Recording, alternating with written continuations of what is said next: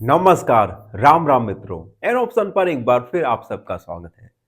मित्रों, आज हम चैप्टर नंबर 13 जिसका नाम है इंट्रोडक्शन टू ग्राफ का ओवरव्यू करने वाले हैं, जिसमें हम जानेंगे ग्राफ के बारे में और टाइप्स ऑफ ग्राफ के बारे में। सबसे पहले आपके मन में एक प्रश्न खड़ा हुआ होगा कि आखिर ये ग्राफ होता क्यों है, होता क्या है, और हम ग्राफ को पढ़ क्यों रहे हैं, और ग्राफ के यूजेस क्या हैं। तो यकीन मानिए, जब आप इस चैप्टर का ओवरव्यू कंप्लीट देख लेंगे, आपको आपके सारे क्वेश्चंस के आंसर मिल जाएंगे। तो चलिए देर ना करते हुए शुरू करते हैं ओवरव्यू चैप्टर 13। सबसे पहले हम जानेंगे ग्राफ के बारे में। Graph is a diagram showing the relationship between two quantities or a way to display data clearly। देखो, ग्राफ एक डायग्राम होता है जो कि दो क्वांटिटीज के बीच में रिलेशन बताता है, या फिर कोई डेटा को अगर रिप्रेजेंट करना होगा तो हम उस डेटा को रिप्रेजेंट ग्राफ के माध्यम से भी करते हैं। ग्राफ का यूज आपने क्रिकेट मैच में जरूर देखा होगा।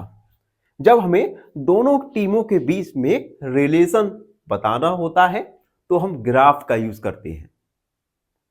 चलिए अब आगे जानेंगे ग्राफ हेल्प अस। ग्राफ हमें किस प्रकार से हेल्प करता है।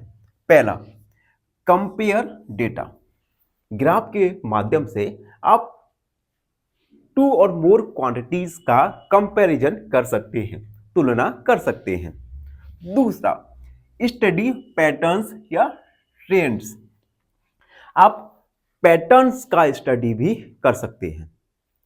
एंड थर्ड पॉइंट है अंडरस्टैंड रिलेशनशिप बिटवीन वेरिएबल्स। और अब वेरिएबल्स के बीच में जो भी रिलेशनशिप होता है उसे आप ग्राफ के माध्यम से जान सकते हैं। अब हम जानेंगे टाइप्स ऑफ ग्राफ के बारे में। सबसे पहला आएगा बार ग्राफ। कॉमनली हमारे सिलेबस में बार ग्राफ होता है और हमें बार ग्राफ पढ़ना होगा। बार ग्राफ का यूज है rectangular bars to show data. Bar graph में रेक्टेंगुलर बार का यूज करते हैं डेटा को दिखाने के लिए। बार्स कैन बी वर्टिकल और हॉरिजेंटल। जो बार है ये वर्टिकल और हॉरिजेंटल भी हो सकते हैं। The length of bar equal value of data. जो बार की लंबाई होती है ये डेटा की क्वांटिटी को बताता है, डेटा की वैल्यू को बताता है। और बार ग्राफ का यूज कहां होता है? Comparison between different categories. किन्हीं भी दो या दो से अधिक कैटेगरीज के बीच में अगर आपको कंपैरिजन यानी तुलना करना होता है तो हम बार ग्राफ का यूज करते हैं। एक उदाहरण के माध्यम से समझते हैं। एक एग्जांपल दिया गया है जिसमें फेवरेट फूड दिया गया है और नंबर ऑफ स्टूडेंट दिया गया है। सबसे पहले आप देख सकते हैं ये जो आप देख रहे हैं इन्हें बार कहते हैं। ये हॉरिजॉन्टल और वर्टिकल भी हो सकते हैं। अब देखो, जैसे एप्पल के लिए बार का लेंथ है 10 तक। इट मींस 10 स्टूडेंट को, 10 बच्चों को मैंगो पसंद है। उसके बाद मैंगो नहीं, एप्पल। अब मैंगो के लिए देखिए 15। इट मींस 15 बच्चे मैंगो को पसंद करते हैं। बनाना, 20 बच्चे बनानों को पसंद करते हैं।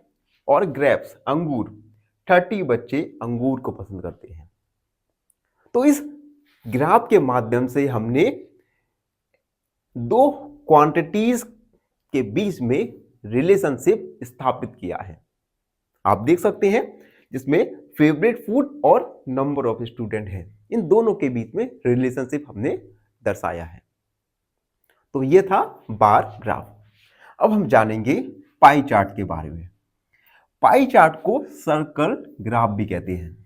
पाई चार्ट आपके सिलेबस में नहीं है, तो हम थोड़ा बहुत पाई चार्ट के बारे में जानेंगे।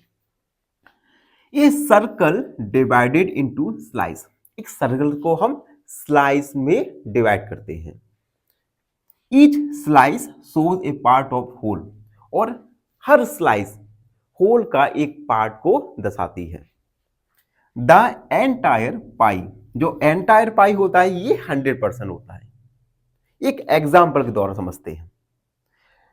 अब देखो एग्जाम्पल में एक हमने सर्कल बनाया, इस सर्कल को हमने क्या किया, डिवाइड कर दिया। जैसे 25%, 14%, 20% और 41%। ये परसेंट हमें क्या बता रहा है, 25% लाइक स्लीपिंग, 25 बच्चे लाइक करते हैं सोने को, 14 बच्चे टीवी देखने को लाइक करते हैं, 20 लाइक करते हैं म्यूजिक को, और 41 लाइक करते हैं प्लेइंग को। और ये टोटल होता है पाई 100%। 100% को हम अलग अलग पार्ट में डिवाइड करते हैं, जैसे हमने इस पाई चार्ट में किया है। इसमें हमने 25, 14, 20 और 21, मतलब 100% जो कि पूरा पाई चार्ट होता है, इसे हम अलग अलग पार्ट में डिवाइड करते हैं। तो अभी तक हमने जाना बार ग्राफ और पाई चार्ट के बारे में। आगे हम जानेंगे टाइप्स ऑफ ग्राफ में अगले, जिसमें हम जानेंगे लीनियर पाई ग्राफ के बारे में, जो कि आपके सिलेबस में भी है। तो थोड़ी देर में हम वीडियो को आगे बढ़ाएंगे, तब तक के लिए बने रहिए हमारे साथ। वीडियो में आगे बढ़ेंगे और जानेंगे टाइप्स ऑफ ग्राफ के बारे में। इससे पहले हम बार ग्राफ और पाई चार्ट या सर्कल ग्राफ के बारे में जान चुके हैं। अब हम जानेंगे third types of bar graph, जिसका नाम है line graph. Line graph source data points connected by straight line. देखो लाइन ग्राफ में क्या होता है, जो डेटा शो होता है ये हम जो डॉटेड लाइन को कनेक्ट करके डेटा को शो करते हैं, दर्शाते हैं। The points represent value of two variable, और जो पॉइंट्स होते हैं ये पॉइंट्स वेरिएबल्स की वैल्यू शो करते हैं। यूज फॉर, ये कहां पर यूज होता है, चेंजेस ओवर टाइम, इंक्रीज और डिक्रीज ट्रेंड्स। जब कहीं इंक्रीज या डिक्रीज ट्रेंड चल रहा हो तब इस बार ग्राफ का हम यूज करते हैं। चलिए एक उदाहरण के द्वारा समझते हैं। एग्जांपल दिया गया है temperature during the day. Time और टेम्परेचर ये दोनों हमें गिवन है। अब हमें इस डेटा को एक लाइन ग्राफ के ऊपर रिप्रेजेंट करना है। तो हमने एक ग्राफ बनाया और उसके बाद आप देख सकते हैं टेम्परेचर था 6 AM को, ये 10 डिग्री सेंटीग्रेड, 9 पे था 20, 12 पे था 25 डिग्री सेल्सियस, 3 PM पर था 30 डिग्री सेल्सियस, 6 PM पर था 15 डिग्री सेल्सियस और 9 AM पर था 10 डिग्री सेल्सियस।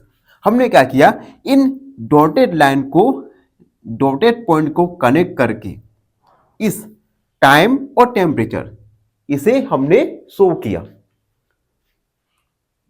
समझ आया? देखो एक बार जल्दी से रिकॉल करता हूं। लाइन ग्राफ में क्या करते हैं हम, सबसे पहले वैल्यू को रिप्रेजेंट करते हैं लाइन, पॉइंट्स और लाइन के रूप में। ठीक है, एक एग्जांपल भी दिया जिसमें टाइम और टेम्परेचर को हमने रिप्रेजेंट किया पॉइंट्स के रूप में। ठीक है, अब हम अगला जानेंगे लीनियर ग्राफ। और दूसरी एक बात और ऐड करना चाहूंगा, ये लाइन ग्राफ और लीनियर ग्राफ ये आपके सिलेबस में है, तो हम इससे रिलेटेड क्वेश्चंस को भी सॉल्व करने वाले हैं। अब देखो लीनियर ग्राफ में क्या होता है, ए टाइप ऑफ लाइन ग्राफ, ये एक तरह का लाइन ग्राफ होता है डेट शो स्ट्रेट लाइन, जो कि वेरिएबल को शो करने के लिए स्ट्रेट लाइन ड्रॉ करना होता है। यानी दोनों में बेसिकली छोटा सा डिफरेंस है। लाइन ग्राफ में हम पॉइंट्स के रूप में डेटा को शो करेंगे, जबकि लीनियर ग्राफ में हम स्ट्रेट लाइन के रूप में डेटा को शो करेंगे। उसके बाद prepare using order pairs. Linear graph को प्रिपेयर करने के लिए हमें एक्स और वाई, कुछ एक्स की वैल्यू और कुछ वाई की वैल्यूज हमें चाहिए होंगी। अगर ये दोनों वैल्यूज हैं तो हम लीनियर ग्राफ को ड्रॉ कर सकेंगे। एक एग्जांपल दिया गया है, hot dogs sold per day. Hot dogs एक दिन में कितने बेचे जाते हैं, ये हमें एक लीनियर ग्राफ के माध्यम से बताया गया है। देखो, अगर आप नंबर ऑफ हॉट डॉग्स ये 100, 200, 300, 400, 500, 600 और days Monday, Tuesday, Wednesday, Thursday, Friday. Monday को 200 हॉट डॉग्स बेचे जाते हैं, ट्यूसडे को 400, वेडनेसडे को 400, थर्सडे को 500 और फ्राइडे को 600। तो हमारे पास कुछ x की वैल्यू और कुछ y की वैल्यूज हैं। इन्हें हमने एक स्ट्रेट लाइन के द्वारा इन दोनों के रिलेशन को बार ग्राफ के माध्यम से दर्शाया। तो अब हमने जाना लाइन ग्राफ और लीनियर ग्राफ के बारे में। आई होप आपको टाइप्स ऑफ ग्राफ अच्छे से समझ आ गए होगा। आगे कुछ इंपॉर्टेंट पॉइंट्स हैं जिनके बारे में हम चर्चा करेंगे। जब तक आप हमारे चैनल एन ऑप्शन पर बने रहिए। फाइनली एक क्वेश्चन पूछूंगा आपसे। क्वेश्चन है 2x plus 3x minus x is equal to option A 4x, option B 5x या ऑप्शन सी 3x। इस क्वेश्चन का आंसर कमेंट सेक्शन में जरूर लिखिए। बने रहिए हमारे साथ एन ऑप्शन पर। धन्यवाद।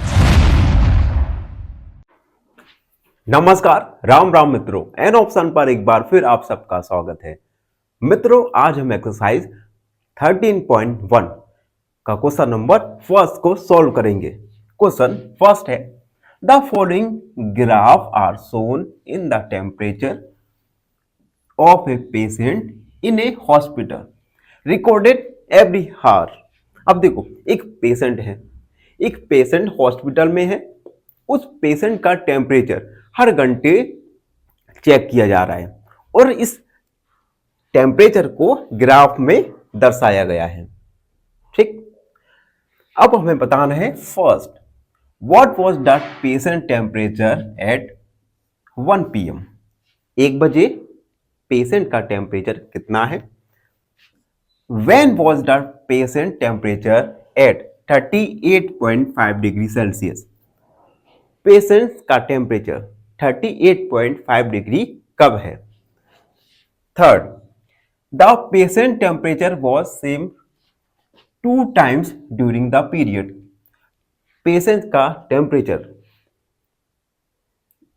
2 समय सेम है, उन 2 टाइम को हमें बताना है। अगला, what was the temperature at 1:30 PM।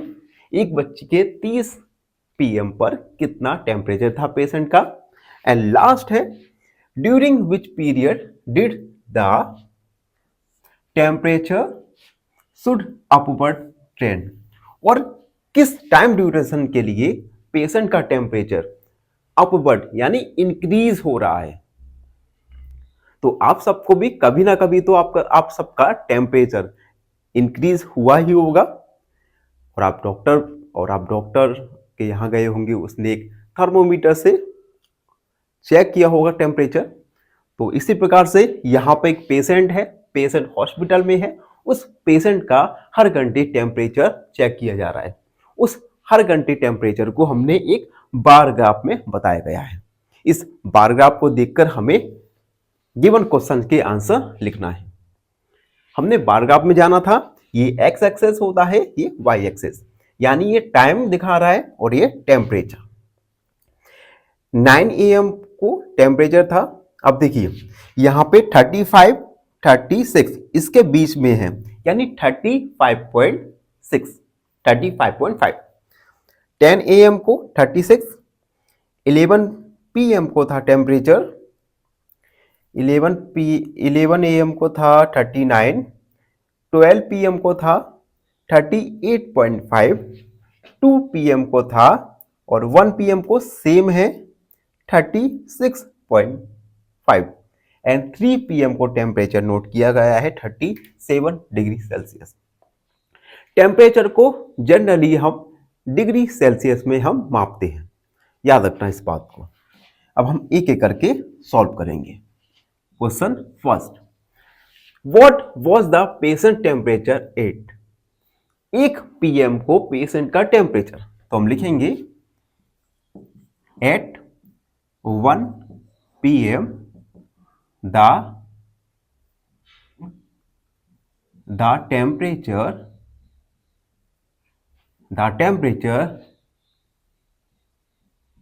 was 1 PM को, 1 PM ये है, टेम्परेचर आप देख सकते हैं 36.5 degree Celsius. Second 38.5 degree Celsius कितने टाइम पर टेम्परेचर था? तो हम 38.5 देखेंगे। 38.5 ये देख सकते हैं, ये है 38.5 डिग्री सेल्सियस, और एक कब था?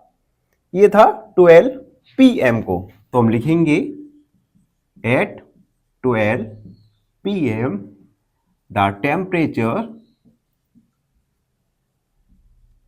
Temperature was 38.5 degree Celsius. अगला, the patient temperature was the same 2 times during the period. इस पीरियड में पेशेंट का टेम्परेचर 2 बार सेम रहा है, इन 2 बार को आपको बताना है। आप देख सकते हैं 1 और 2, 1 और 2 PM को पेशेंट का टेम्परेचर सेम रहा है, तो हम लिखेंगे द टेम्परेचर, ये हम टेम्परेचर को मैंने शॉर्ट में लिख दिया, ठीक है। The temperature was same at, कब कब सेम था? 1 PM एंड 2 PM, ये दोनों टाइम है, इन दोनों टाइम में पेशेंट का टेम्परेचर सेम था। Fourth, what was the temperature at 1:30 PM? 1:30 PM को कितना टेम्परेचर था? अब देखो, ये है 1, ये है 2, इसके बीच में 1:30 PM होगा, तो 1:30 PM को टेम्परेचर आप देख सकते हैं यहां पर, यानी 36.5 डिग्री सेल्सियस। तो हम लिखेंगे at 1:30 PM the temperature was 36.5 degree Celsius. 1:30 बजे टेम्परेचर है 36.5 डिग्री सेल्सियस। लास्ट क्वेश्चन है, during which period did the patient temperature show an upward trend? किस समय पेशेंट का टेम्परेचर, किन समय पेशेंट का टेम्परेचर इंक्रीज हो रहा है? तो देखेंगे लिखेंगे the temperature showed an upward trend at, देखो 9 AM से 10 AM टेम्परेचर इंक्रीज हुआ, तो हम लिखेंगे 9 AM टू 10 AM। उसके बाद 10 से 11 टेम्परेचर इंक्रीज हो रहा है, तो 10 AM टू 11 AM। उसके बाद 11 से 12 टेम्परेचर डिक्रीज हो रहा है, 12 से 1 PM टेम्परेचर डिक्रीज हो रहा है, और 1 से 2 PM यहां पे टेम्परेचर कांस्टेंट हो रहा है।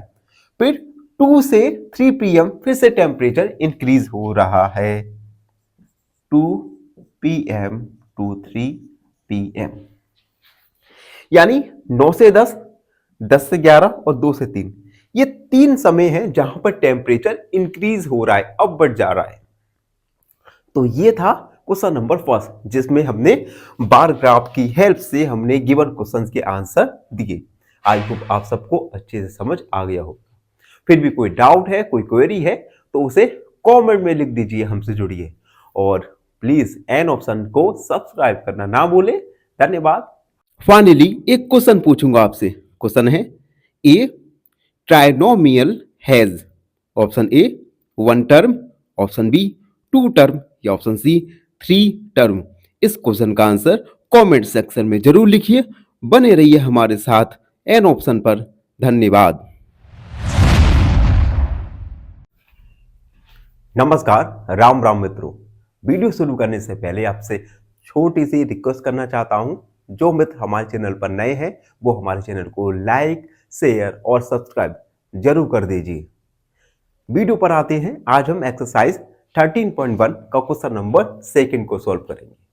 क्वेश्चन सेकंड है, the following line graph shows in the yearly sales figure for a manufacturing company।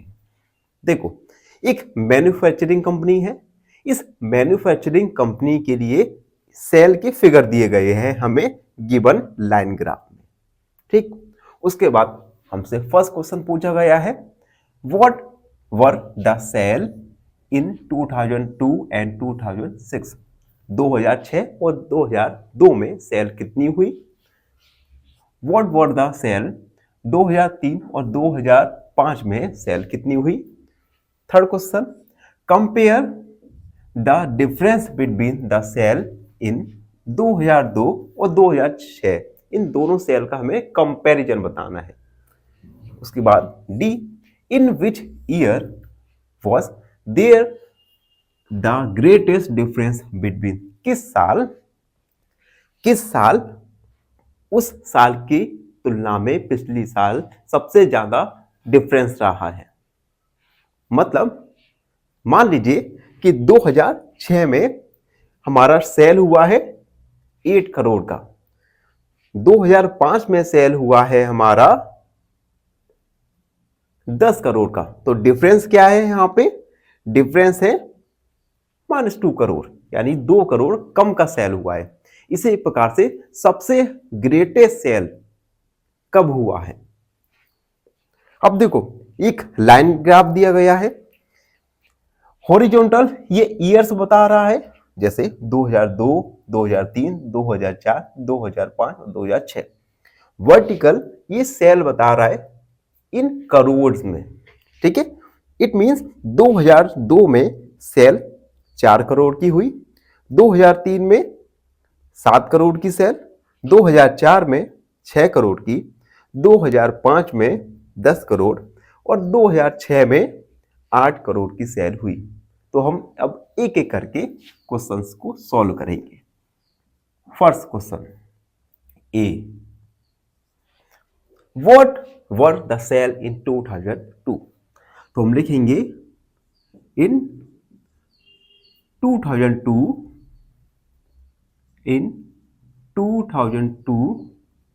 The cell was. 2002 में 2002 ये है, सेल कितना है यहां पे 4 करोड़। तो हम लिखेंगे 4 करोड़। उसके बाद 2006 में तो हम लिखेंगे इन 2006 द सेल वॉज। 2006 में सेल है हमारा 8 करोड़, 8 करोड़। उसके बाद बी वाला है, व्हाट वर द सेल इन 2003 और 2005 में सेल बताना है। तो हम लिखेंगे इन 2003 द सेल वॉज। 2003 में 7 करोड़, 7 करोड़। इन 2005 द सेल वॉज। 2005 में ये हमारा है 10 करोड़, 10 करोड़। सी, सी वाले में compare the difference between sale 2006 और 2002, इन दोनों सेल का हमें डिफरेंस निकालना है। तो हम लिखेंगे डिफरेंस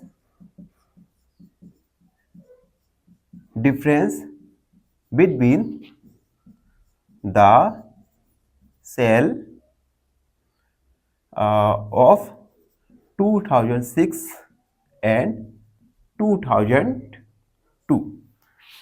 2006 में सेल हुआ था 8 करोड़, माइनस डिफरेंस के लिए माइनस 2002 में 4 करोड़। डिफरेंस हमारा निकल के आएगा 4 करोड़। 8 में से 4 सब्ट्रैक्ट करेंगे, यानी 4 करोड़ का डिफरेंस है 2006 और 2002 की सेल में। अब क्वेश्चन अब डी वाला, in which year were there was a greatest difference. अब हम डिफरेंस निकालेंगे हर साल के लिए। डिफरेंस बिटवीन सेल्स फॉर 2003 और 2002 के लिए निकालेंगे डिफरेंस। 2003 एंड 2002 डिफरेंस आएगा। 2003 में सेल था 7 करोड़ और 2002 में था 4 करोड़, यानी 3 करोड़। 4 2004 एंड 2003।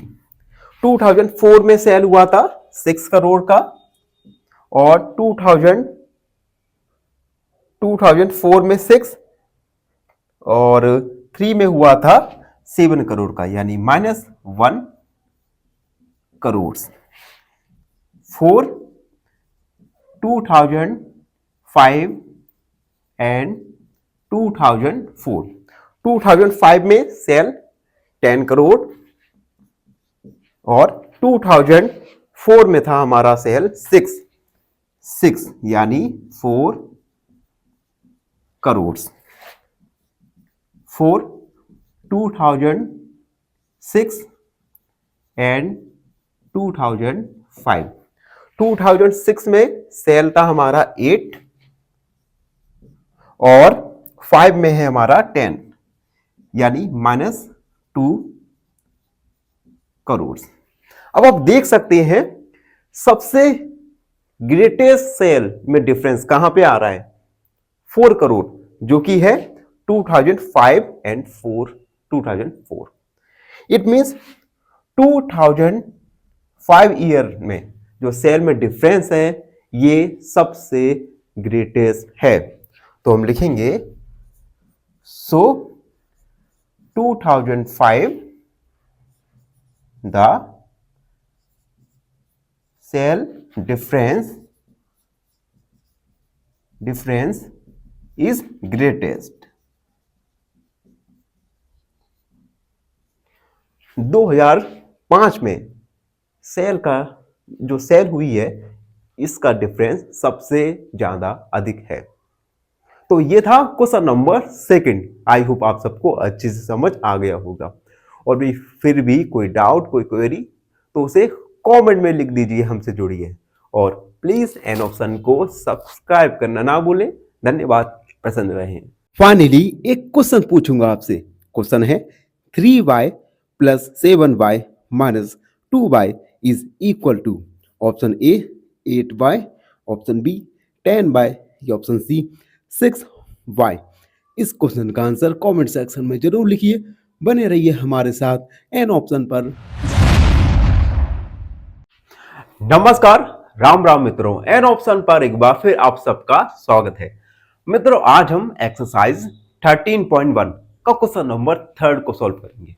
चलिए क्वेश्चन 3 को पढ़ते हैं। For an experiment in botany, two different plants, plant A and plant B, were grown under similar laboratory condition.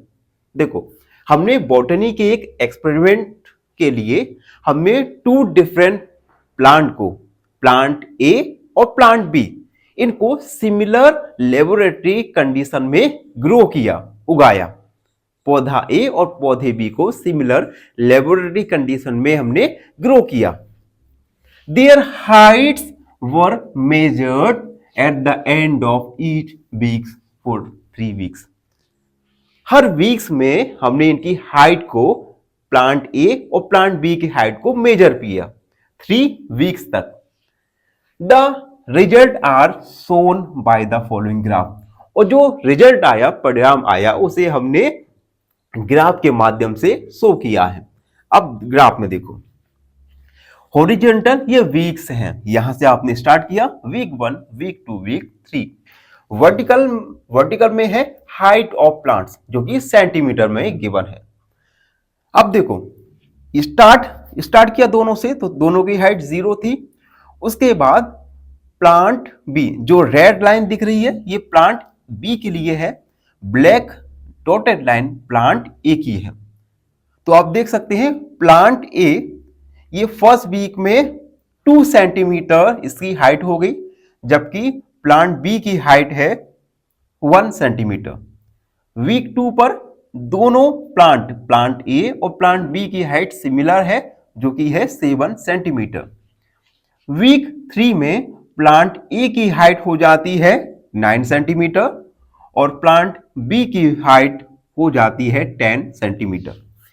इन दोनों प्लांट की हाइट हमें ग्राफ के माध्यम से बताया गई है, ठीक है, कि प्लांट ए और प्लांट बी, ये दोनों प्लांट वीक 1, वीक 2 और वीक 3 में कितने सेंटीमीटर बड़े हैं। उसके बाद कुछ फॉलोइंग क्वेश्चंस हमसे पूछे गए हैं, इन क्वेश्चंस के हमें आंसर देना है। फर्स्ट क्वेश्चन है, how high was plant A after 2 weeks and 3 weeks. Plant A की हाइट बताना है दूसरे वीक के बाद और तीसरे वीक के बाद। चलिए फर्स्ट क्वेश्चन करते हैं। तो फर्स्ट क्वेश्चन का आंसर तो हम लिखेंगे height of plant A after 2 weeks. Plant A की हाइट बताना है, यानी black dotted line plant A के लिए है।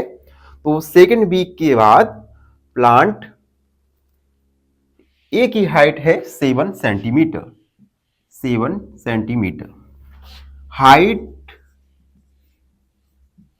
Of plant A after 3 weeks.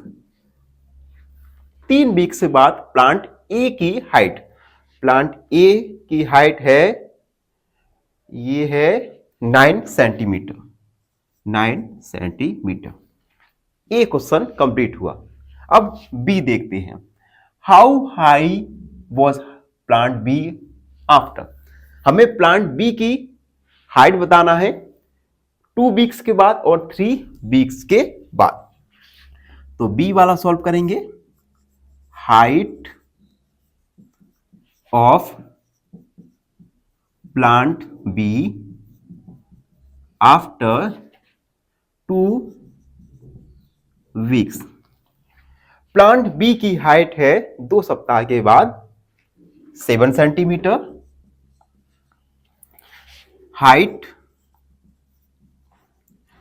Of plant B after 3 weeks. हमें प्लांट बी की हाइट बताना है 3 सप्ताह के बाद। प्लांट बी की हाइट है 10 सेंटीमीटर। 10 सेंटीमीटर। बी वाला भी कंप्लीट हुआ। अब सी वाला देखेंगे। How much did plant A grow during the 3rd week. Plant A 3rd week के बाद कितना ग्रो हुआ। 3rd वीक के बाद कितना ग्रो हुआ। तो इसके लिए हमें थोड़ा इरेज करना पड़ेगा। तो हम इसे पहले तो इरेज करते हैं। जब तक आप चैनल पर नए हैं तो चैनल को लाइक, शेयर और सब्सक्राइब जरूर कर दीजिएगा। सी, तो हम लिखेंगे प्लांट, या ऐसे लिखते हैं required height of plant A equal height of plant A after third week minus height of plant A after second week. देखो, अगर हमें यह बताना है कि थर्ड वीक में वह कितनी हाइट बढ़ चुका है, तो हम क्या करेंगे, थर्ड वीक की हाइट में से सेकेंड वीक की हाइट को सब्ट्रैक्ट कर देंगे तो हमें पता चल जाएगा कि थर्ड वीक में वह कितना हाइट इंक्रीज हुआ है उसकी। तो देखो, ए के लिए थर्ड वीक में हाइट 9 सेंटीमीटर और सेकेंड वीक में हाइट है 7 सेंटीमीटर, यानी सब्ट्रैक्ट करेंगे 2 centimetre. It means plant A third week में 2 सेंटीमीटर उसकी हाइट इंक्रीज हुई है। ठीक है, अब अगला क्वेश्चन करेंगे, क्वेश्चन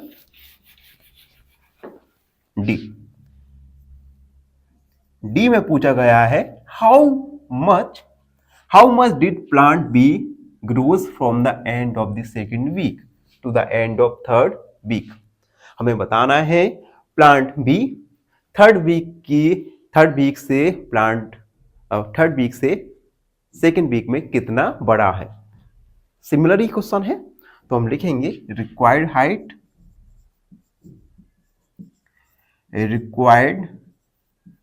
हाइट, तो हम लिखेंगे height at the end of third week minus second week. अब देखो, प्लांट बी थर्ड वीक में उसकी हाइट है 10 सेंटीमीटर और सेकेंड वीक में है 7 सेंटीमीटर, इट मींस 3 सेंटीमीटर। हम लिख देंगे hence plant B grows 3 centimetre. बस यही हमारा आंसर हो जाएगा। अब देखो, ई वाला है during which week did plant A grow most. किस सप्ताह प्लांट ए सबसे अधिक ग्रो हुआ है, बड़ा है। देखो, प्लांट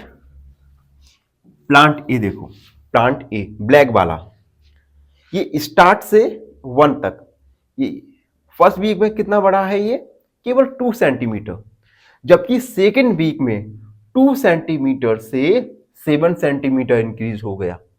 इट मींस 5 सेंटीमीटर बड़ा है सेकेंड वीक में।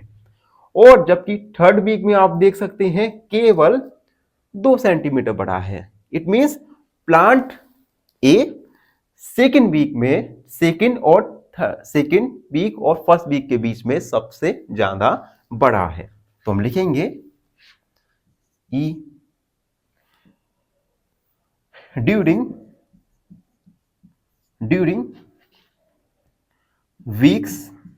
Week second and week 1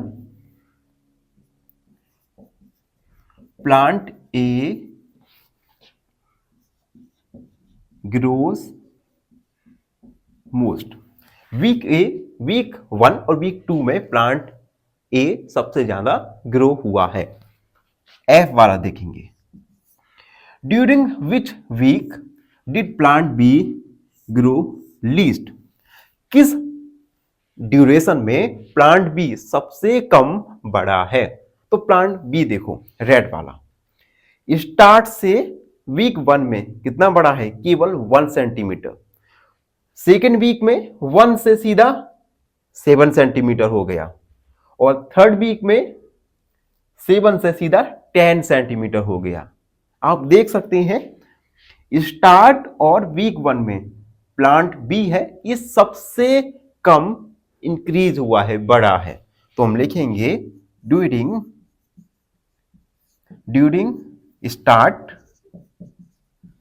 start and week 1 plant B grows least, सबसे कम ग्रो हुआ है स्टार्ट और वीक 1 में। अब last question, were the two plants of same height during any week shown here. क्या इन दोनों प्लांट की हाइट किसी भी वीक में सेम रही है? तो हम देख सकते हैं सेकेंड वीक में, देखो सेकेंड वीक में प्लांट ए प्लांट बी इन दोनों की हाइट सेम रही है। तो हम लिखेंगे yes at the end of second week both plants have same height। Second week के अंत में दोनों प्लांट्स की हाइट सेम रही है। तो आप देख सकते हैं एक एक करके हमने सारे क्वेश्चंस के आंसर दिए, और ये काफी इजीएस्ट क्वेश्चन है, one of the easiest question in your notebook है। अब इन क्वेश्चन में क्या है, क्वेश्चंस काफी ज्यादा लेंथी है और इनके आंसर काफी ज्यादा स्मॉल है। कभी कभी हमारे जीवन में भी ऐसा होता है, जो प्रॉब्लम होती है हमारे जीवन में वो काफी बड़ी होती है, लेकिन जब आप उन प्रॉब्लम के सॉल्यूशन खोजने को आते हैं तो उनके जो सॉल्यूशन बहुत छोटे छोटे होते हैं। समस्याएं जितनी बड़ी होती हैं उससे छोटा उनका सॉल्यूशन होता है, लेकिन अगर आप उन परेशानियों से दूर भाग रहे होते हैं तो आपको वो परेशानियां पहाड़ जैसी लगती हैं। तो अगर आपके जीवन में कोई भी परेशानी है तो उन परेशानियों का सामना कीजिए, डटे रहिए, और आप देखोगे कि वो समस्याएं आपके जीवन में कुछ थी ही नहीं, बस आपने मान लिया था कि ये परेशानी वो परेशानी। फेस करो समस्याओं को, और एक बार समस्याएं सॉल्व हो गई तो आप पीछे मुड़कर देखोगे तो आप हंसोगे खुद पर कि ये समस्याओं के लिए मैं अपना मूल्यवान समय बर्बाद कर रहा था। तो इसी ज्ञान के साथ आज का वीडियो कंप्लीट हुआ। मिलते हैं नई वीडियो में। धन्यवाद, प्रसन्न रहो। फाइनली एक क्वेश्चन पूछूंगा आपसे। क्वेश्चन है the constant factor in 6x is option A x, option B y या ऑप्शन सी 6। इस क्वेश्चन का आंसर कमेंट सेक्शन में जरूर लिखिए। बने रहिए हमारे साथ एन ऑप्शन पर। धन्यवाद। नमस्कार, राम राम मित्रों, एन ऑप्शन में आप सबका स्वागत है। मित्रों, आज हम एक्सरसाइज 13.1 का क्वेश्चन नंबर 4 को सॉल्व करने वाले हैं। क्वेश्चन 4 है the following graph as shows the temperature forecast and actual temperature for each day of the week। देखो, एक ग्राफ में हमें बताया जा रहा है एक्चुअल टेम्परेचर और फोरकास्ट टेम्परेचर एक सप्ताह के लिए, कि एक्चुअल टेम्परेचर क्या है 1 वीक में, और जो हमने फोरकास्ट किया टेम्परेचर वो क्या है 1 वीक में। ये दोनों ही हमें ग्राफ में दर्शाया गया है। आप देख सकते हैं हॉरिजॉन्टल हमें डेज दिए गए हैं, Monday, Tuesday, Wednesday, Thursday, Friday, Saturday and Sunday. उसके बाद वर्टिकल लाइन पे हमें टेम्परेचर दिया है, और टेम्परेचर हमें डिग्री सेल्सियस में दिया गया है। एक बार हम ग्राफ को समझते हैं। जैसे मंडे को, अब देखो यहां पे जो रेड लाइन है ये एक्चुअल टेम्परेचर बता रहा है, और जो ब्लैक डॉटेड लाइन है ये हमें फोरकास्ट टेम्परेचर बता रहा है। मंडे को आप देख सकते हैं फोरकास्ट टेम्परेचर है 15 डिग्री सेल्सियस और एक्चुअल टेम्परेचर है 15 और 20 के बीच में, मान लिया हमने 17.5 डिग्री सेल्सियस।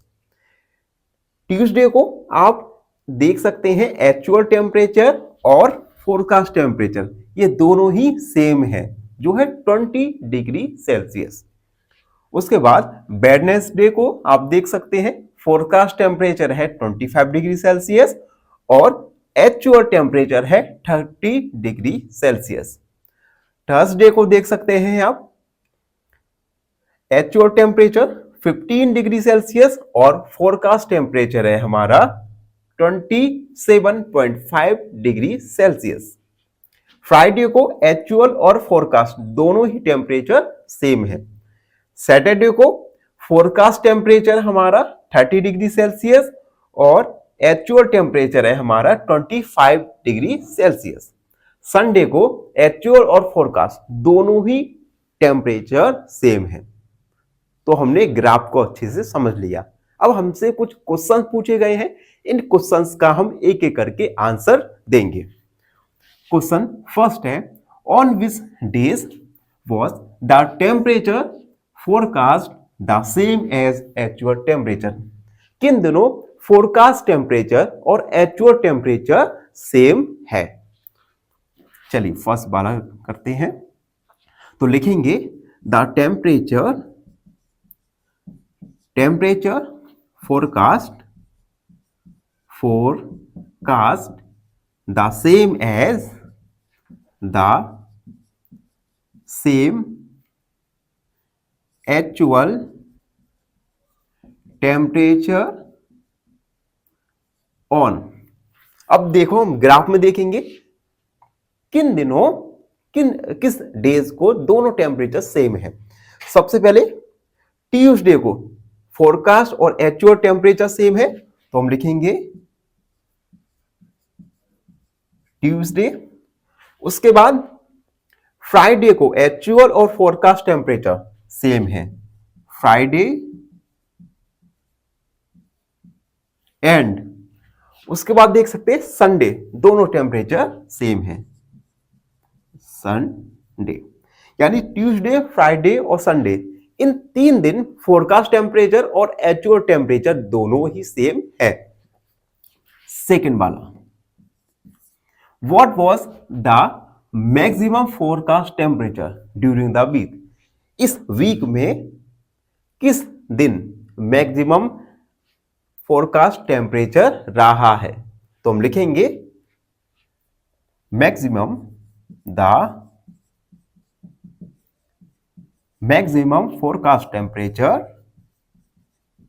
forecast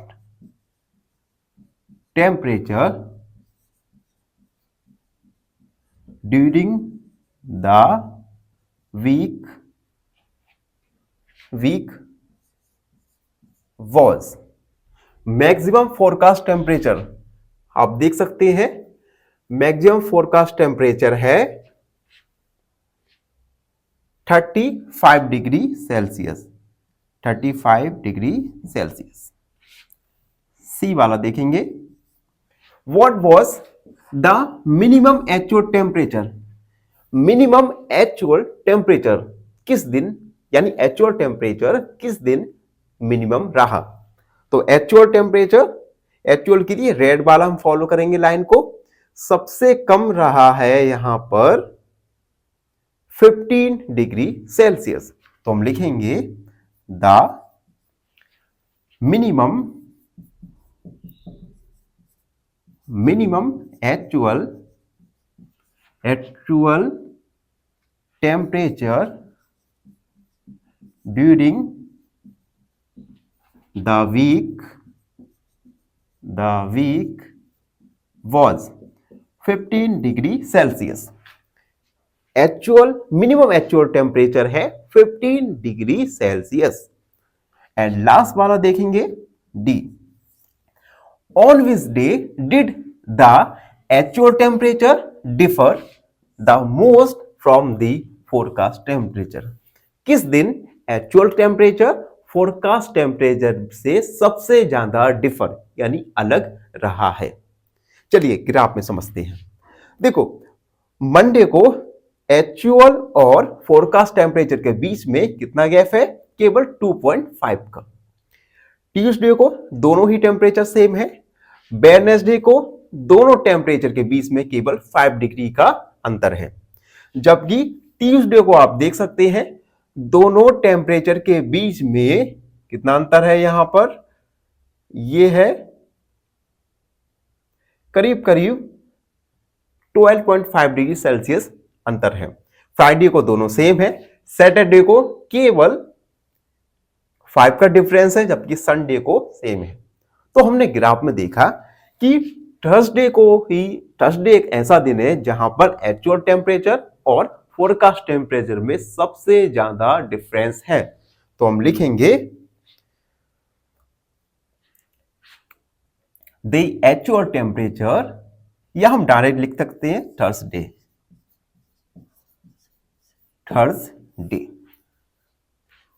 तो ये था क्वेश्चन नंबर 4, जिसमें हमने ग्राफ को समझा और उसके बाद गिवन क्वेश्चंस के आंसर दिए। आई होप आप सबको अच्छे से समझ आ गया होगा। फिर भी कोई डाउट, कोई क्वेरी तो उसे कमेंट में लिख दीजिए, हमसे जुड़िए और प्लीज सब्सक्राइब करो। धन्यवाद, प्रसन्न रहो। फाइनली एक क्वेश्चन पूछूंगा आपसे।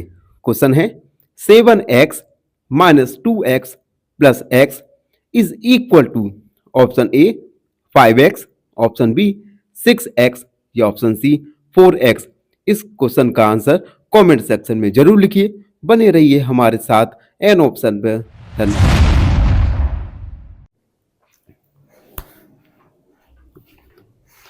नमस्कार, राम राम मित्रों, एन ऑप्शन पर एक बार फिर आप सबका स्वागत है। मित्रों, आज के वीडियो में हम एक्सरसाइज 13.1 क्वेश्चन नंबर 5 सॉल्व करेंगे। क्वेश्चन नंबर 5 है use the table below to draw linear graphs. हमें दो टेबल दी गई हैं। इन दो टेबल को देखकर हमें लीनियर ग्राफ ड्रॉ करना है। इस प्रकार के क्वेश्चंस एग्जाम में अक्सर पूछे जाते हैं, जिसमें आपको कोई भी एक ग्राफ जिसमें लीनियर ग्राफ हो या बार ग्राफ हो ड्रॉ करने आता है। तो ये क्वेश्चन भी काफी महत्वपूर्ण हो जाता है। तो सबसे पहले तो हम रफ डायग्राम व्हाइट बोर्ड पर ड्रॉ करेंगे। उसके बाद हम बार कॉपी लेंगे और इसमें बार ग्राफ को ड्रॉ करेंगे। चलिए फर्स्ट वाला देखते हैं, जिसमें हमें ईयर्स और डेज दिया गया है। 2003 में डेज हैं 8, 2004 में 10, 2005 में 5 और 2006 में है नंबर ऑफ डेज 12। ये हमें दिया गया है number of days a hillside city received snowfall, मतलब हर साल स्नोफॉल कितने दिन आ रही है एक सिटी में। जैसे 2003 में स्नोफॉल 8 दिन के लिए हुई, 2004 में 10 दिन के लिए, 2005 में 5 दिन के लिए और 2006 में 12 दिन के लिए। हमें एक लीनियर ग्राफ बनाना है। सबसे पहले हम लिखेंगे B draw years in X axis and days in Y axis. ये हमने बनाया एक्स एक्सिस और वर्टिकल लाइन हुआ वाई एक्सिस। एक्स एक्सिस पे हम बनाएंगे ईयर्स को। तो ईयर हो जाएगा 2003, 2004, 2005, 2006, ये ईयर्स हो गए। उसके बाद यहां पर 0, ये होगा अपना 2, 4, 6, 8, 10, 12, 14। अब देखो 2003 में स्नोफॉल कितने दिन आया? 8। तो 8 पर हम मार्क कर देंगे। ये हमने मार्क कर दिया 8 पर।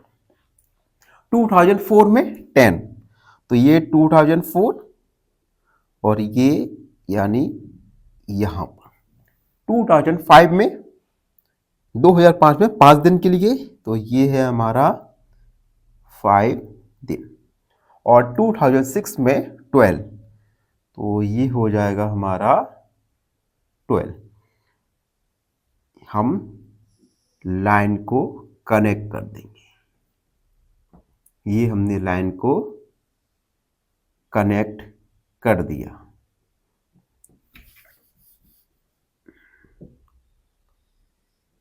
ये लाइन को कनेक्ट हो गया।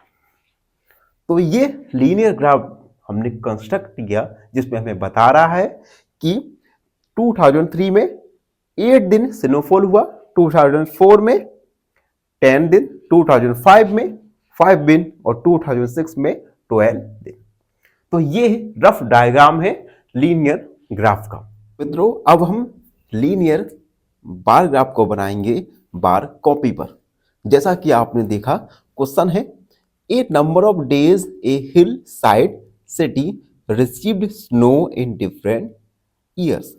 एक हिल साइड पर एक सिटी है, ये सिटी हर साल स्नोफॉल नंबर ऑफ डेज में रिसीव करती है। जैसे 2003 में स्नोफॉल होता है 8 डेज, 2004 में 10 डेज, 2005 में 5 डेज और 2006 में 12 डेज स्नोफॉल होता है। इसे हम बार कॉपी पर बना रहे हैं। सबसे पहले हम x और y एक्सेस दोनों एक्सेस बनाएंगे। तो ये हम ड्रॉ कर रहे हैं। x एक्सेस हमने ड्रॉ किया और ये हमने y एक्सेस ड्रॉ किया। ड्रॉ करते समय आपको केयरफुल रहना पड़ेगा, क्योंकि आपको ये जो लाइन ड्रॉ करनी है x एक्सेस और y एक्सेस पर, ये हमें जो डार्क लाइन है, मोटी लाइन है, उस पर ड्रॉ करना है x एक्सेस और y एक्सेस पर। x एक्सेस पर हम बनाएंगे ईयर्स को। तो ईयर्स ये 2003, उसके बाद एक लाइन छोड़ सकते हैं हम 2004, उसके बाद 2005 एंड 2006। उसके बाद y एक्सेस पर बनेगा हमारा डेज। तो डेज 1 2 3 4 5 6 7 8 9 10 11 तक हम बना सकते हैं। हाईएस्ट स्नोफॉल है 12 डेज का, तो हमारा 12 डेज तो होना ही चाहिए कम से कम। अब देखो 2003 में नंबर ऑफ डेज स्नोफॉल हुआ है 8 डेज। 2003 और 8 डेज तक हम ले जाएंगे और यहां पर हम मार्क कर देंगे। उसके बाद 2004 में 10 डेज, 2004 10 डेज। उसके बाद 2005 में स्नोफॉल कम हुआ 5, तो 2005 में 5 डेज। एंड 2006 में स्नोफॉल हुआ है 12 डेज। 2006 और 12 डेज। आप देख सकते हैं हमने मार्क कर लिया। ये x एक्सेस हमें ईयर्स बता रहा है और y एक्सेस हमें बता रहा है डेज। हम लिख सकते हैं।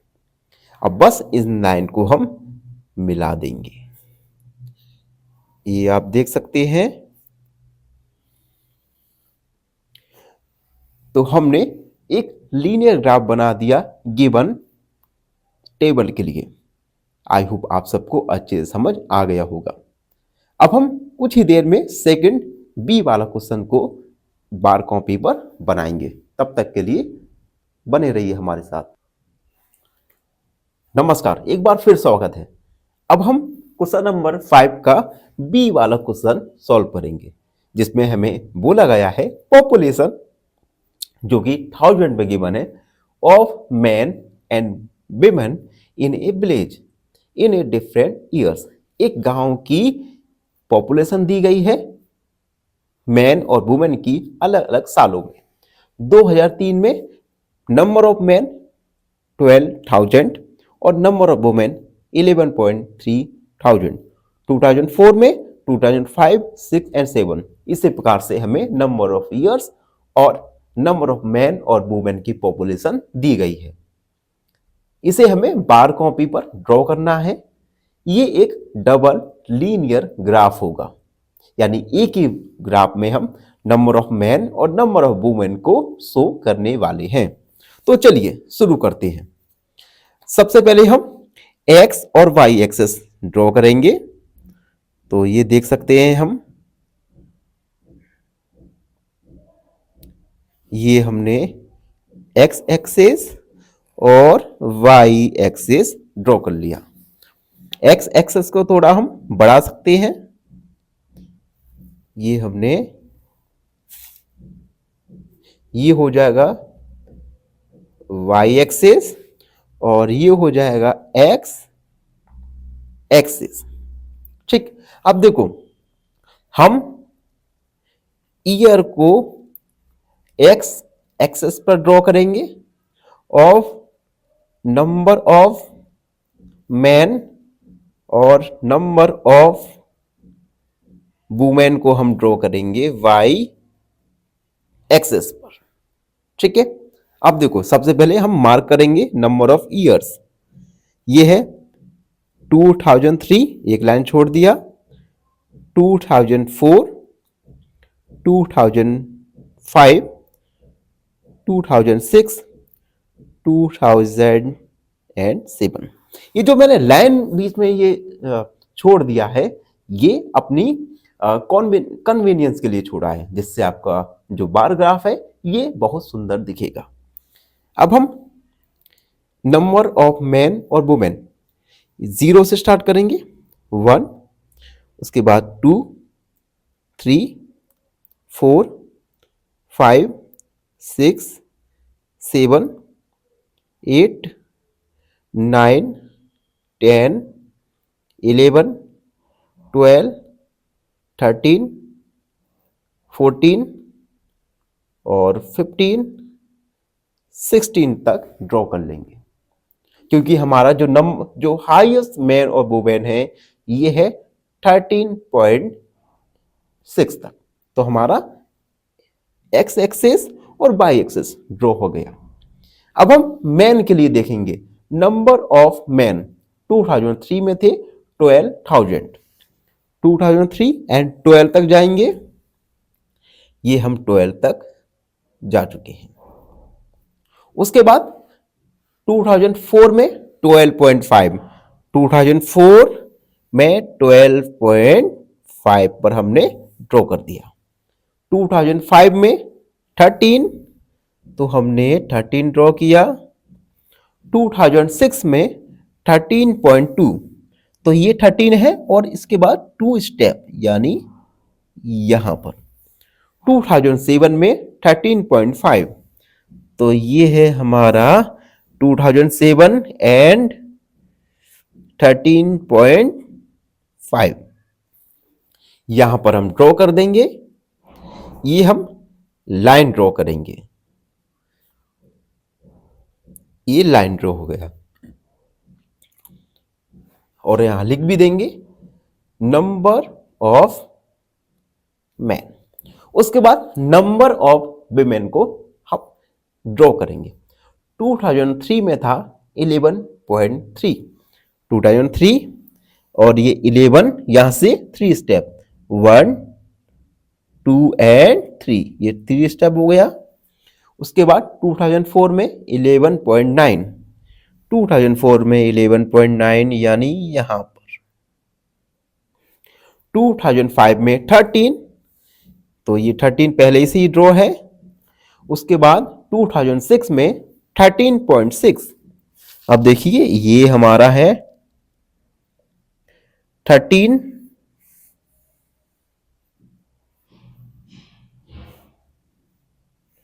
ये हम 13 तक ले गए और उसके बाद 13.6, ये हमने 13.6 कर लिया और 2007 में है हमारा 12.8, तो ये 12 और ये हमारा 8। इसे हम डॉटेड लाइन से ड्रॉ करेंगे जिससे हमें समझ आ जाएगा। ये हम डॉटेड लाइन का यूज कर रहे हैं। ये है नंबर ऑफ वुमेन, हम लिख भी देंगे। ये जो फुल लेन है ये नंबर ऑफ मेन के लिए, डॉटेड लाइन है नंबर ऑफ वुमेन के लिए। आप चाहो तो ब्लू और ब्लैक पेन का भी इस्तेमाल कर सकते हैं। तो इस प्रकार से हमने एक लीनियर ग्राफ बनाया जिसमें हमने number of boys, number of man और नंबर ऑफ वुमेन को शो किया है। आई होप आप सबको अच्छे से समझ आ गया होगा। ये था क्वेश्चन नंबर 5। फाइनली एक क्वेश्चन पूछूंगा आपसे। क्वेश्चन है 100a minus 40a is equal to option A 140a, option B 60a या ऑप्शन सी माइनस 60a। इस क्वेश्चन का आंसर कमेंट सेक्शन में जरूर लिखिए। बने रहिए हमारे साथ एन ऑप्शन पर। धन्यवाद। नमस्कार, राम राम मित्रों, एन ऑप्शन पर एक बार फिर आप सबका स्वागत है। मित्रों, आज की वीडियो काफी स्पेशल होने वाली है क्योंकि आज की वीडियो में हम ऐसा क्वेश्चन सॉल्व करेंगे जिसकी एग्जाम में आने की पॉसिबिलिटी सबसे हाई बनी रहती है। और ये क्वेश्चन है 13.1 का क्वेश्चन नंबर 6। चलिए क्वेश्चन 6 को पढ़ते हैं। एक courier person circles from a town to a neighboring suburban area to deliver a parcel to the merchant। देखो, एक कोरियर पर्सन है। ये कोरियर पर्सन टाउन से मर्चेंट तक पार्सल को डिलीवर करने जा रहा है। ठीक है, उसके बाद his distance from the town at different times is shown by the following graph. इस पर्सन की जो डिस्टेंस दी गई है टाउन से और मर्चेंट तक, यहां से ये पर्सन स्टार्ट करेगा ट्रेवलिंग, इसका टाउन है, टाउन से ये धीरे धीरे जाता हुआ मर्चेंट तक पार्सल को डिलीवर करेगा। ठीक है, उसके बाद हमें कुछ क्वेश्चंस दिए गए हैं। इन क्वेश्चंस को सॉल्व करना है इस ग्राफ की हेल्प से। ग्राफ में आप देख सकते हैं हॉरिजॉन्टल में टाइम दिया गया है 8 AM, 9 AM, 10 AM, 11 AM और 12 नून। उसके बाद वर्टिकल में हमें डिस्टेंस दी गई है किलोमीटर में, 2 किलोमीटर, 4, 6, 8, 10, 12, 14, 16, 18, 20 और 22 किलोमीटर। ठीक है, अब हम एक एक क्वेश्चन के आंसर देंगे। फर्स्ट क्वेश्चन है जिसमें ए नंबर, ए क्वेश्चन है what is the scale taken from the time axes. इस टाइम एक्सेस पे हमने क्या स्केल लिया है। अब देखो हॉरिजॉन्टल लाइन में देखिए जिसमें टाइम है, अब देख सकते हैं 1 आवर के बीच में 1 2 3 4 यूनिट का डिस्टेंस गैप है। 1 2 3 4 यानी हर आवर के बीच में 1 यूनिट का डिस्टेंस है। इट मींस हमने 1 आवर के बीच में 4 यूनिट लिए हैं, यानी स्केल लिया है हमने 1 आवर इक्वल टू 4 यूनिट्स। तो हम लिखेंगे between any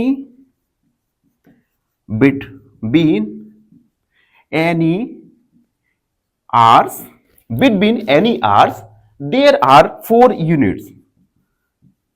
There are 4 units. Then scale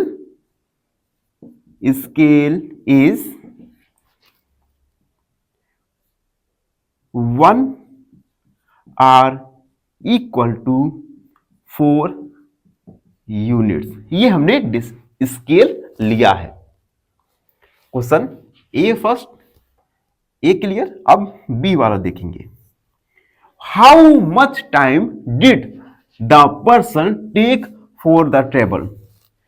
ये जो पर्सन है इसने अपने टाउन से मर्चेंट तक जाने में कितना समय लगा, इस पर्सन को कितना टाइम लगा, हमें टाइम बताना है। तो देखो, the person started, the person started, start कहां से किया था, एट 8 AM, 8 AM, 8 AM से स्टार्ट किया था, and reach the destination, and reach the destination eight, अब देखो ये 11 ये 12, तो यहां पे मिडिल में क्या होगा, यहां पर मिडिल में होगा 11:30, तो 11:30 को पर्सन अपनी डेस्टिनेशन पर पहुंच गया। Then time taken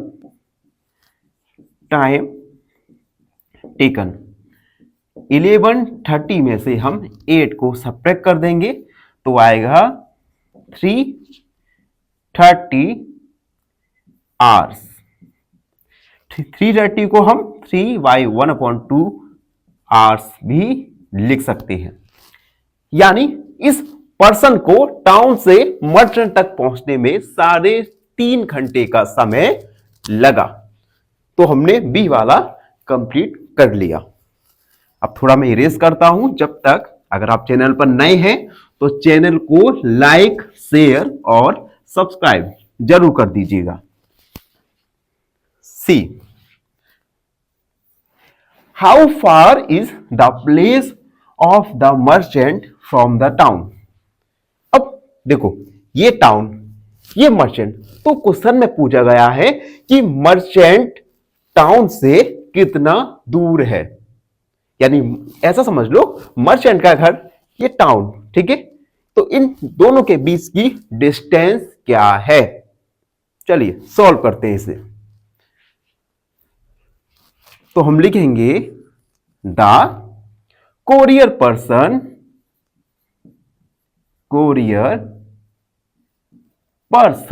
travelled, courier person ने कहां से ट्रेवल किया था।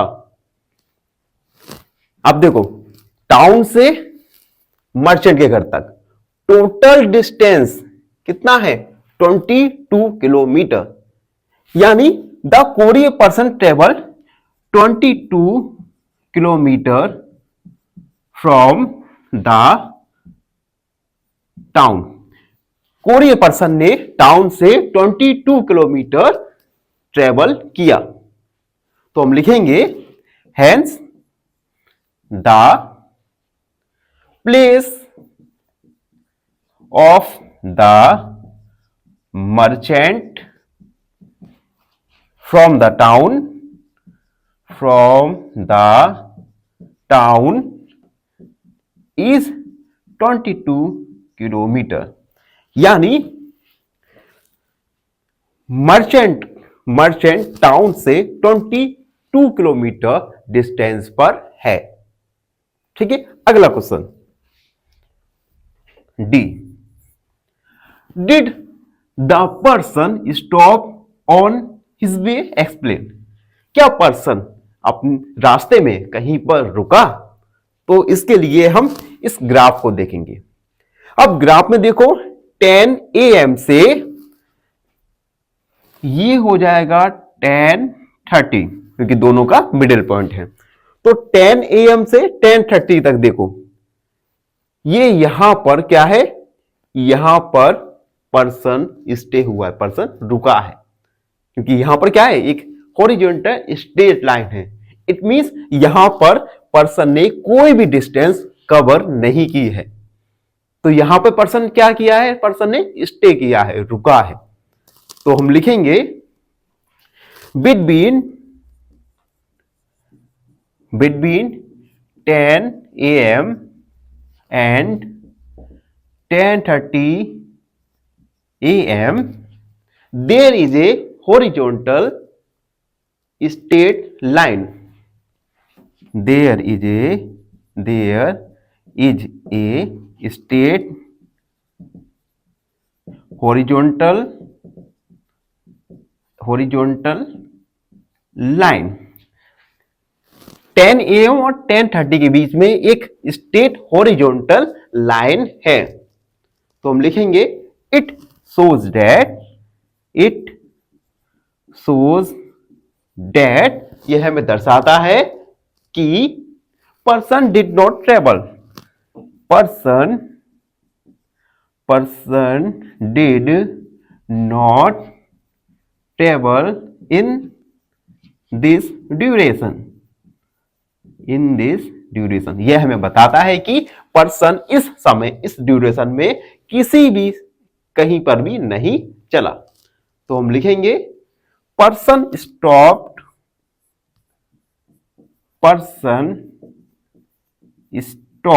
पर्सन कहां स्टॉप हुआ है? पर्सन स्टॉप ऑन हिज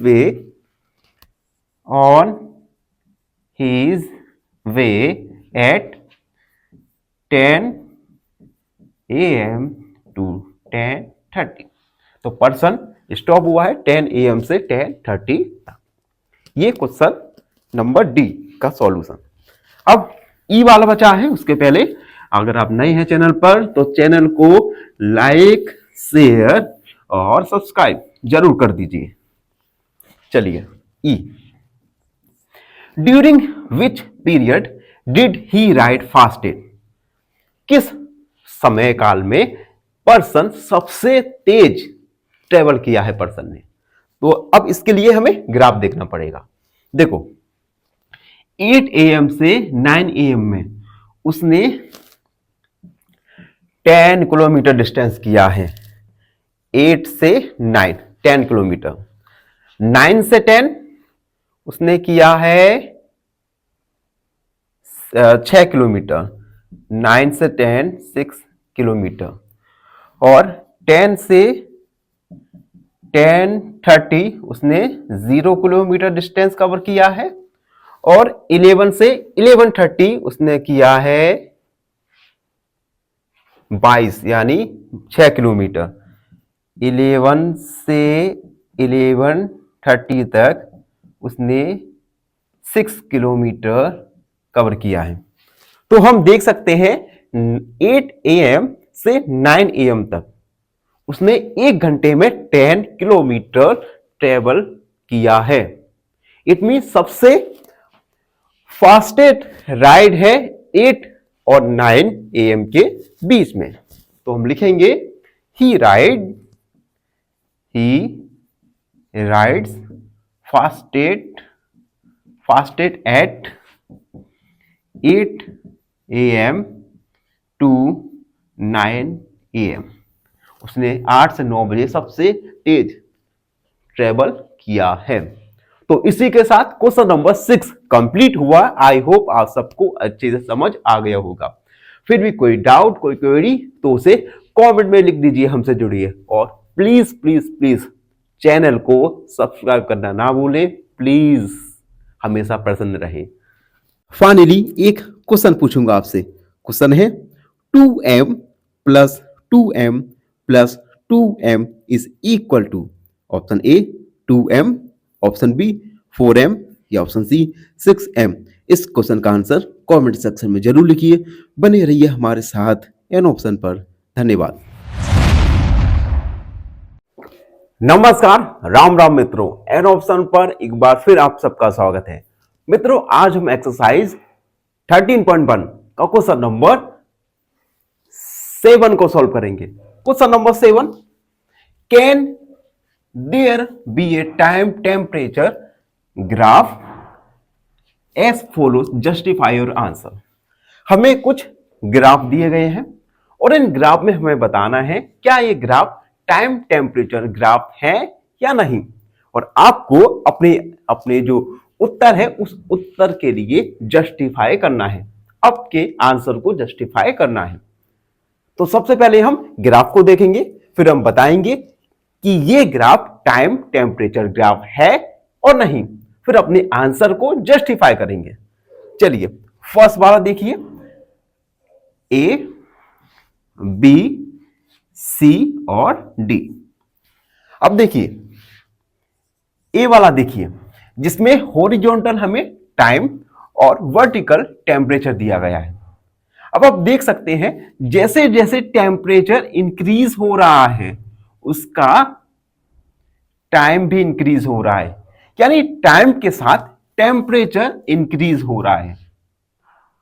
और जब टाइम के साथ टेम्परेचर इंक्रीज हो रहा है, it means this is a valid time temperature graph. तो हम लिखेंगे एज टाइम इंक्रीज, जैसे जैसे टाइम इंक्रीज हो रहा है temperature also increase, temperature also increase. जैसे जैसे टाइम इंक्रीज होता जा रहा है टेम्परेचर भी इंक्रीज हो रहा है, it means so it is a valid time temperature graph. So it is a valid time temperature graph. तो क्या है ये टाइम, एक वैलिड टाइम टेम्परेचर ग्राफ है। अब बी वाला देखिए, बी वाला हॉरिजॉन्टल टाइम और वर्टिकल टेम्परेचर। आप देख सकते हैं जैसे जैसे हमारा टाइम इंक्रीज हो रहा है टेम्परेचर डिक्रीज हो रहा है, टेम्परेचर इंक्रीज, ठीक है, टाइम डिक्रीज। अब क्या हो रहा है, टाइम इंक्रीज हो रहा है और टेम्परेचर डिक्रीज हो रहा है, it means this is a valid time temperature graph. तो हम लिखेंगे as time increase temperature also decrease also हटा देंगे, as time increase temperature decrease, so it is a valid time temperature graph. यह एक वैलिड टाइम टेम्परेचर ग्राफ है। सी वाला, अब देखो सी वाला देखिए, सी वाले में जो टाइम है, टाइम रिमेन क्या है, टाइम सेम रह रहा है लेकिन टेम्परेचर इंक्रीज हो रहा है। तो ऐसा कभी हुआ है क्या कि टाइम सेम है और टेम्परेचर इंक्रीज है? एक एग्जांपल के तौर समझते हैं, जैसे आपका रूम टेम्परेचर टाइम के अकॉर्डिंग या तो बढ़ता है या घटता है। जैसे जैसे टाइम बढ़ता जाएगा आपका रूम का टेम्परेचर या तो बढ़ेगा या कम होगा, इंक्रीज होगा या डिक्रीज होगा, लेकिन टाइम सेम है और टेम्परेचर बढ़ रहा है, तो दिस इज नॉट पॉसिबल। तो हम लिखेंगे graph shows different temperature, graph shows different temperature को हम शॉर्ट में लिख देंगे temperature at the same time, eight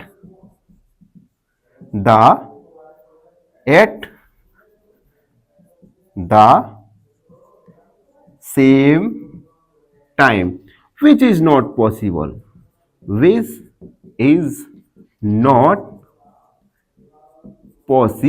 जो कि पॉसिबल नहीं है।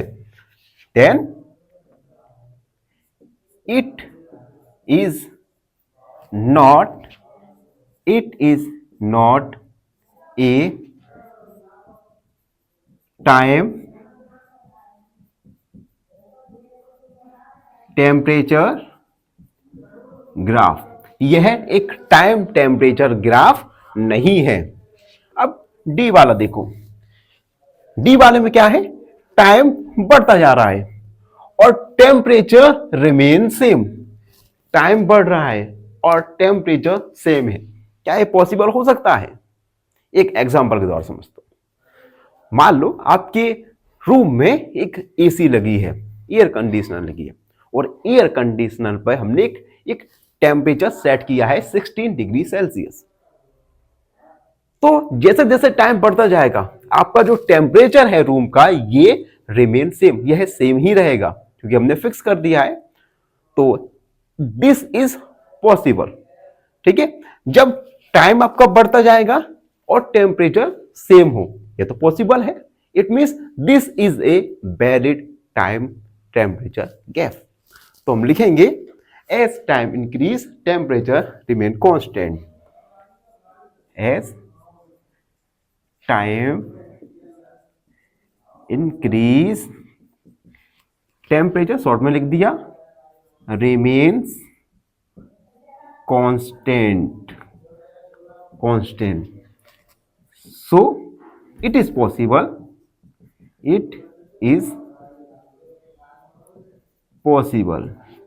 so it is a valid time temperature graph. यह एक वैलिड टाइम टेम्परेचर ग्राफ है।